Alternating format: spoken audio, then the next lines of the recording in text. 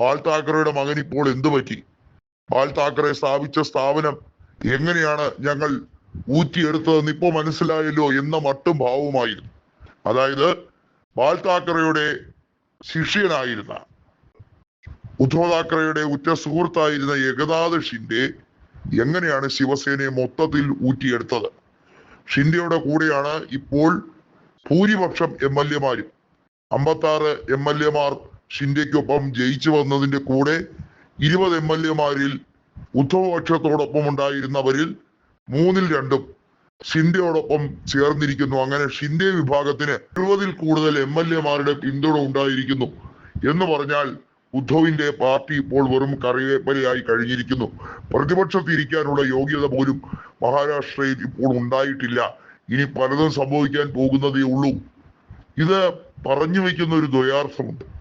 അതായത് ഏകനാഥ് ഷിൻഡെയുടെ പാർട്ടിയെ വളരെ വൈകാതെ BJP-യിലേക്ക് മെർജിപ്പിക്കാനുള്ള തന്ത്രങ്ങളും അണിയറയിൽ ആവിഷ്കരിക്കുന്നുണ്ട്.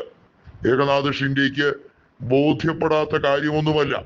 അങ്ങനെ സംഭവിച്ചുകൊണ്ട് ശിവസേനയെ മഹാരാഷ്ട്രയുടെ മണ്ണിൽ നിന്ന് തന്നെ ഇല്ലാതാക്കുക. നിങ്ങളൊരു കാര്യം മനസ്സിലാക്കണം, മഹാരാഷ്ട്രയിൽ മറാത്തികൾക്ക് ഏറ്റവും വലിയ ഉത്തേജനമായിരുന്നു ബാൽ താക്കറെ. ബാൽ താക്കറയുടെ രാഷ്ട്രീയം എന്ന് പറയുന്നത് മോദി ഗുജറാത്തിലെ മുഖ്യമന്ത്രിയായിരുന്ന കാലഘട്ടത്തിൽ വരെ ബാൽ താക്കറയെ വളരെ ശക്തമായി അദ്ദേഹം ഹിന്ദു ഐഡിയോളജിയുമായി ബന്ധപ്പെട്ട് മുന്നോട്ട് പോയിരുന്ന വ്യക്തി തന്നെയാണ്.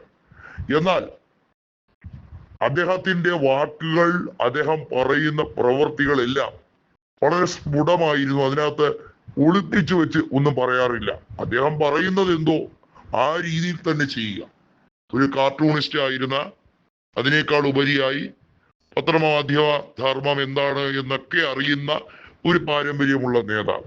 അദ്ദേഹത്തിന്റെ മകൻ BJP-യുടെ ഇപ്പോഴത്തെ പോക്ക് ശരിയല്ല, BJP-യുടെ അജണ്ട എന്താണെന്ന് മനസ്സിലാക്കിക്കൊണ്ടാണ് സഞ്ജയ് റാവത്തും അദ്ദേഹവും കൂടി BJP-യുമായി തെറ്റിപ്പിരിഞ്ഞത്. അന്നു മുതലേ ദേവേന്ദ്ര ഫട്നാവിസും അവിടുത്തെ ചന്ദ്രകാന്ത് പാട്ടീൽ അടക്കമുള്ള പ്രമുഖ നേതാക്കൾ BJP എങ്ങനെ തകർക്കണം, എങ്ങനെ പണി കൊടുക്കണം എന്നത് ചിന്തിച്ചുകൊണ്ടേ നടക്കുക. അമിത്ഷാ ജനിച്ചതും അദ്ദേഹത്തിന്റെ കുട്ടിക്കാലവും എല്ലാം മുംബൈ പ്രദേശത്തായിരുന്നു. മുംബൈയിലുള്ള കണക്ഷനുകൾ ഉപയോഗിച്ചൊക്കെ അദ്ദേഹം അദ്ദേഹത്തിൻ്റെതായ കളികൾ കളിക്കുന്നുണ്ട്.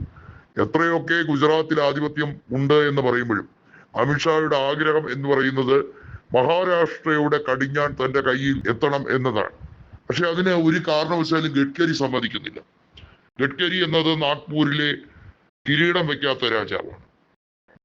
ദേവേന്ദ്ര ഫട്നാവിസ് എത്രയൊക്കെ നാഗ്പൂരിലെ അധിപനാണ്, നാഗ്പൂരിലെ മുൻ മേയറൊക്കെ ആയിരുന്നെങ്കിലും അദ്ദേഹത്തിനെ തോൽപ്പിക്കാനുള്ള ഒരു കരിസ്മ, അല്ലെങ്കിൽ അതിനുള്ള ഒരു ഓറ, ഒരു നാച്ചുറൽ ഓറ അദ്ദേഹം ഇതുവരെയും സിദ്ധിച്ചെടുത്തിട്ടില്ല എന്നുള്ളതാണ് സത്യം. അമിത്ഷാ ശക്തമായി തന്റെ മന്ത്രിസഭയിലെ 1-ാം നമ്പർ ശത്രുവായി കണക്കാക്കുന്നത് നിതിൻ ഗഡ്കരിയാണ്, മറ്റാരെയുമല്ല.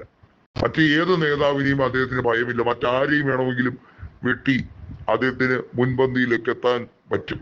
പക്ഷെ നിതിൻ ഗഡ്കരിയോട് അടങ്ങാത്ത പകയുണ്ട് എന്നുള്ളത് സത്യമാണ്. ഒരേ പാർട്ടിയാണ്, ഒരേ സംവിധാനമാണ് എന്നൊക്കെ പറയുമ്പോൾ, കാരണം പല സന്ദർഭങ്ങളിലും നിതിൻ ഗഡ്കരി അമിത്ഷായെ പറയാതെ കടന്നാക്രമിച്ചിട്ടുണ്ട്, ഇൻഡയറക്റ്റ് ആയി ആക്രമിച്ചിട്ടുണ്ട് എന്നുള്ളതാണ് സത്യം.